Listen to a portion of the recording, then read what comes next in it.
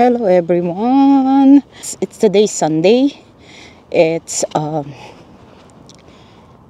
o'clock p.m. but look at the weather is talagang cold.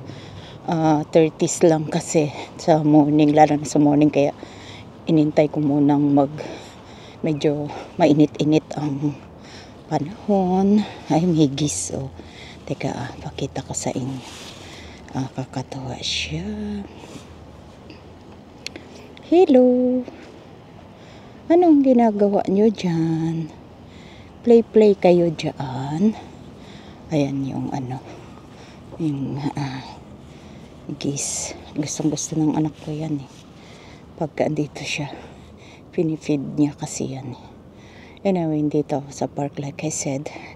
Kala ko makakapag activities na kami, pero hindi pa rin eh. Masyado pa rin malamig. 1 weekend lang kami pinagbigyan sa weather, but back to cold kami uli. Kaya hindi pa madaling kung ano-anong gawin, activities outside. So anyway, ito yung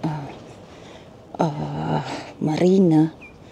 Dito lang naman kami sa marina, kaya okay lang. Pero walang masyadong tao kasi ang lamig. Anyway, pupunta ako doon sa gazebo doon sa kabilang side. Anyway, ito lang ang magawa ko ngayon kasi bored na bored ako talaga ngayon sa buhay. Masyadong dramatic ang buhay namin because it's what do you call that? Kasi ngayon the Easter is coming, so meaning ang dami-dami naming mga memories na mahihirapan kami ngayon dahil like I said, almost 2 years na ng anak ko, pero like I said, not easy. Yung Easter is not all the time Easter, the same date. Kaya, like I said, March ngayon ang Easter, but still, you will remember everything. We used to go here, dito nung maliit siya. Pumunta kami dito sa, lugar na yan. Yan, dyan. Pumunta kami dyan. Minsan nagfe-fishing si tatay niya dyan. So siya naman yung helper niya. So anyway, okay. Itong itsura ngayon ng park namin. Marami pa rin nag-exercise, gustong mag-activities kahit papano. Kaya, kasi mahirap talaga eh. Maboboard ka lang sa bahay pagka hindi mo rin pinilit yung sarili mo. Kailangan mo pa rin pilitin kahit na wala kang masyadong pinagdadaan katulad namin, kasi talagang de-depress ka kung winter time hindi ka hahanap ng way mo. Kaya ngayong iba, they rather work.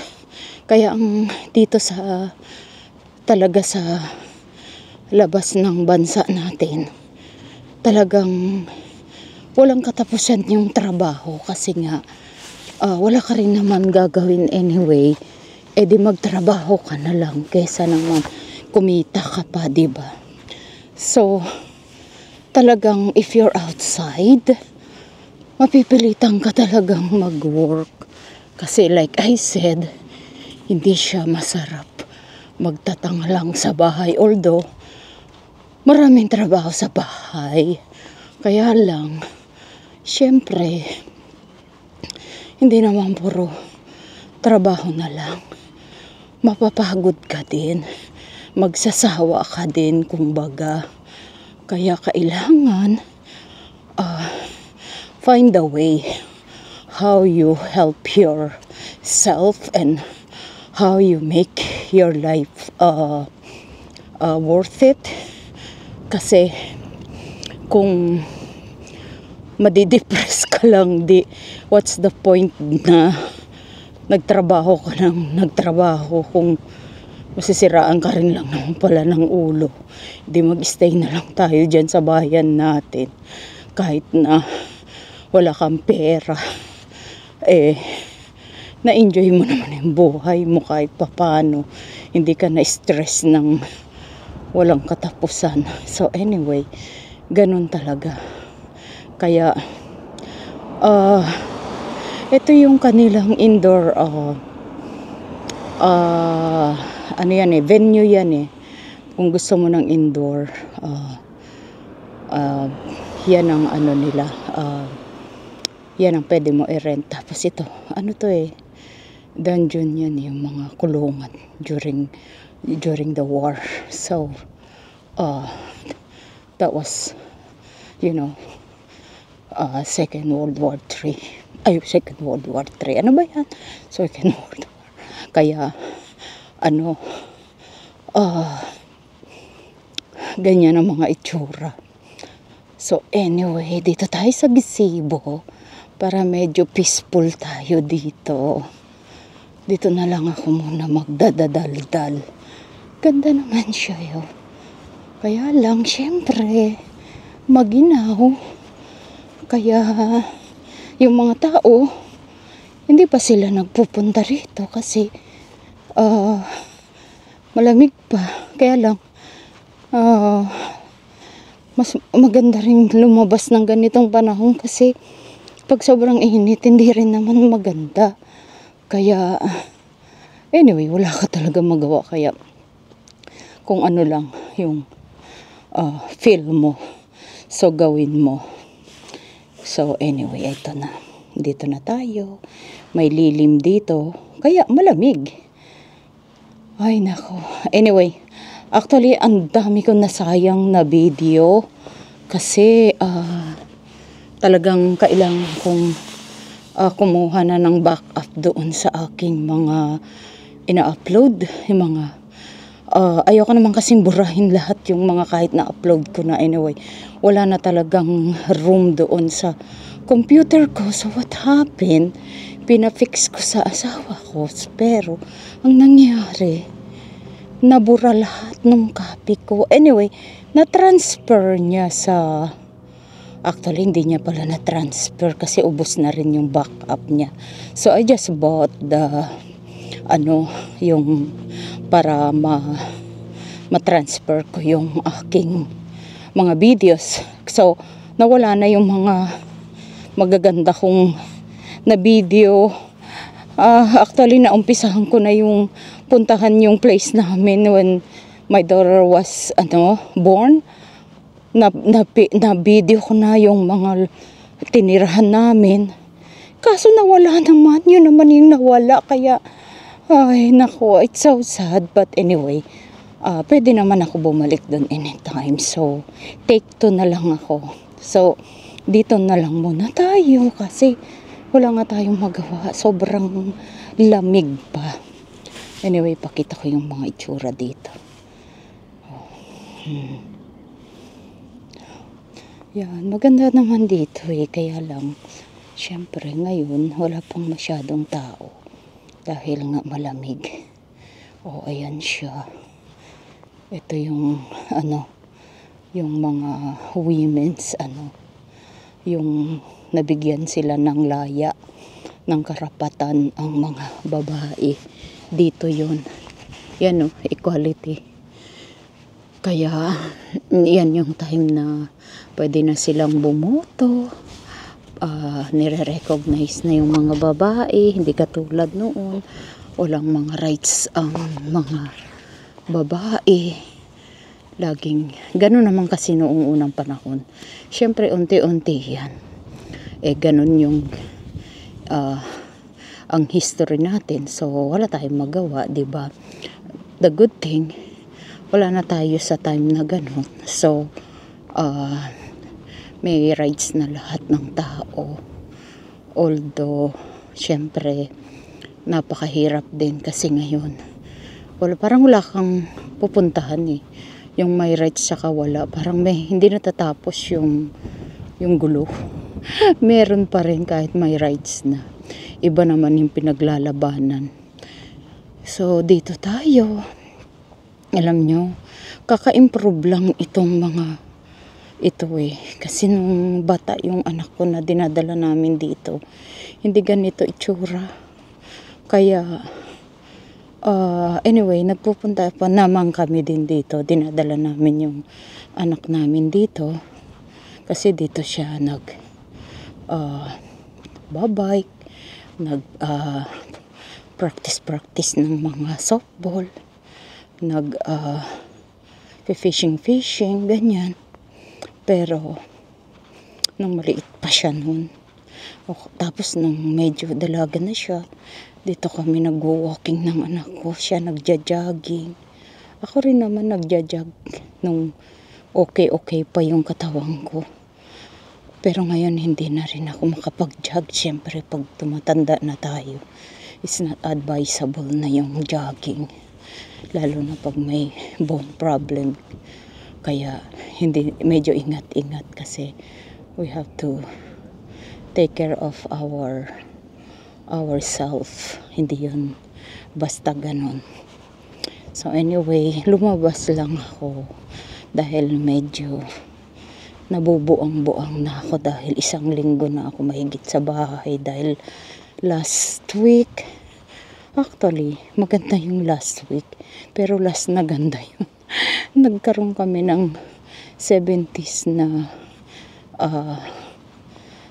weather, almost 80s nga Kaya punta kami sa Washington DC, dun sa cherry blossom. But the thing is, nabura nga yung video ko. Hindi ko pa na-upload kasi hindi ko maya-upload. Wala na siyang memory. And then, nung pinafix ko naman, kung bakit nabura naman lahat. So, anyway, it's okay. Like I said, balik-balik na lang tayo pag may time sa place na yun. Hopefully, bago uminit ng gusto, makabalik. Anyway, ganito ang kaya ito we decided na lumabas muna. Ako lang naman nag-walk dito kasi yung asawa ko malamig, andun lang siya sa car. So sandali lang, kumbaga pinagbigyan niya lang ako makalabas ng bahay, and then balik na kami mamaya. Tapos wala na kaming gagawin kundi manood ng movie. Yun lang ginagawa namin. Movie lang. Kakalungkot, diba? Pero, wala namang better kahit saan naman tayo. Lalo na sa case namin na kahit saang place, kahit magandang place, parang hindi pa rin nababawasan yung lungkot. Dahil nga sa ini-experience namin na buhay na napakasakit naman kasi talaga. Parang walang katapusan. Parang walang but anyway, nakakatulog-tulog naman ako kahit papano. But may time talagang you feel down. Ito yung mga kulungan noon. Yaan. During kawawa naman sila kung nakulong sila sa ganyan parang Bartolina yan ayan siya, mga Bartolina yan, yung kasya lang yung tao, tapos ayan ang itsura sa loob. Imaginein mo ganyan ang itsura, ipasok ko nga, ayan ganyan. So marami namatay dyan, namatay ng nakakulong siguro sa hirap, sa gutom, I don't know kung gaano. Kaya yung nirereklamo namin sa na-experience kung sino man ang nakulong dito, di malayong mas mahirap yung kanya. Ikaw ba naman ikulong na yung katawan mo lang yung kasya. Kaya kanya-kanya talagang kwento sa buhay. Imagine mo during that time, anong kasalanan ng mga tao para maghirap dyan. Diba? Lalo na kung mga sundalo lang sila ng kanya-kanyang bansa o kung ano lang. Diba?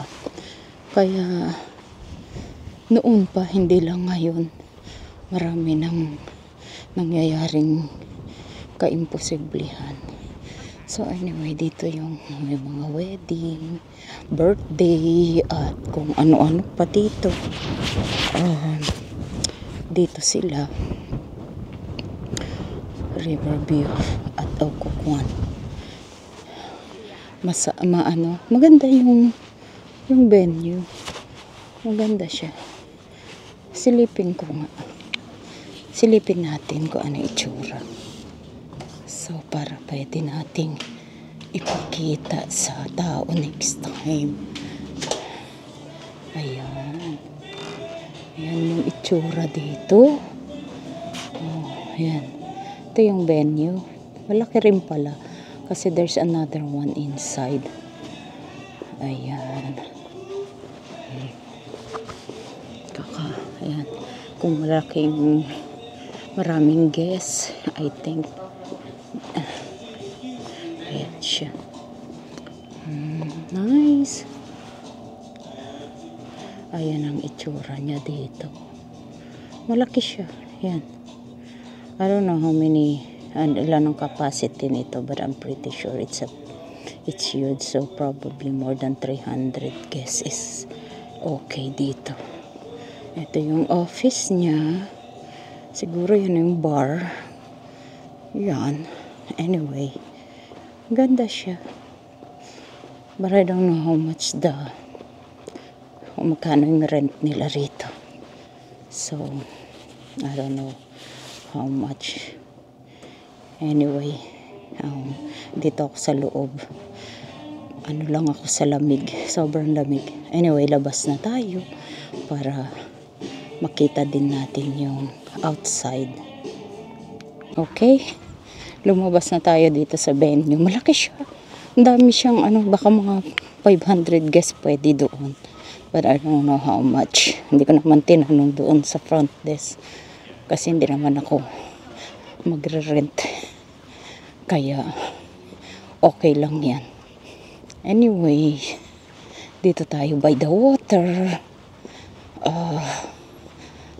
Ang gaganda ng sarap talaga ng bahay by the water. Kaya lang pag bumabagyo naman hindi rin masarap. Kaya walang masarap. Anyway, yan, pakita ko yung view sa inyo dito. Ayan yung water. Maganda siya. Yan. Look at that. Ganda siya eh. Ganda ng pero ang ganda lang tingnan. Hindi naman tayo makaligo dyan. Hindi naman pwedeng liguan yan. You know. Kaya ay, mali. Okay. Yan. So anyway, ilagay natin para makita sila doon kung ano itsura.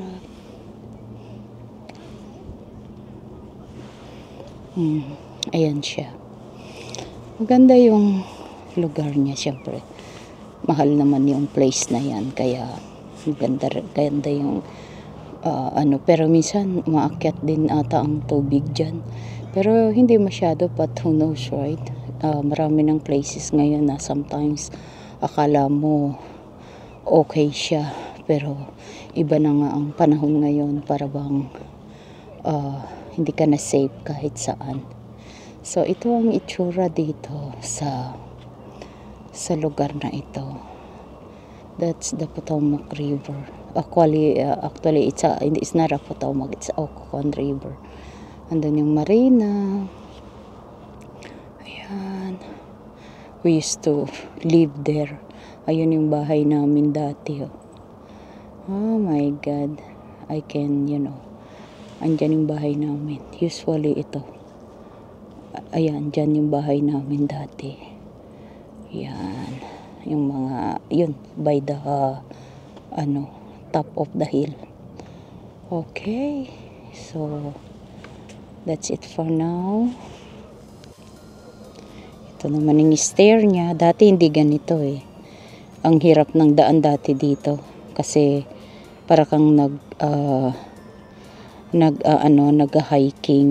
Wala pang ganitong hagdan. Kailan lang nila Phoenix yung lugar na yan.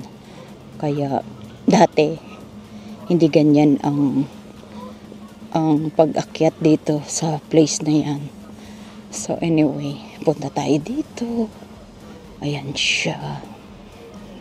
Ang ganda itsura dito. Ayan, ayan, maganda yung itsura niya. Asan dito yung cafe sa baba? Ayan, that's the cafe. Ayan. Ayan. Okay no, maganda siya. Kasi mga tao pwede ka kumain, kape-kape. Ayan. Boboat sila kahit malamig. Like I said, kailangan talagang find a way talaga para ma-enjoy mo yung buhay mo. Anyway, since nabura yung aking cherry blossom, eto siya. Ito ang cherry blossom na pinupuntahan namin sa DC. Yan. Yan. O, diba? Kahit saan naman may cherry blossom eh. Mga tao lang, gusto lang nilang usosyohin ng Washington DC, kaya pumupunta sila eh. Pwede mo tong kuhanan ng picture mo dito kahit wala ka sa DC. Sabihin mo nasa Washington DC ka, but actually wala ka doon. O, diba? Ang galing.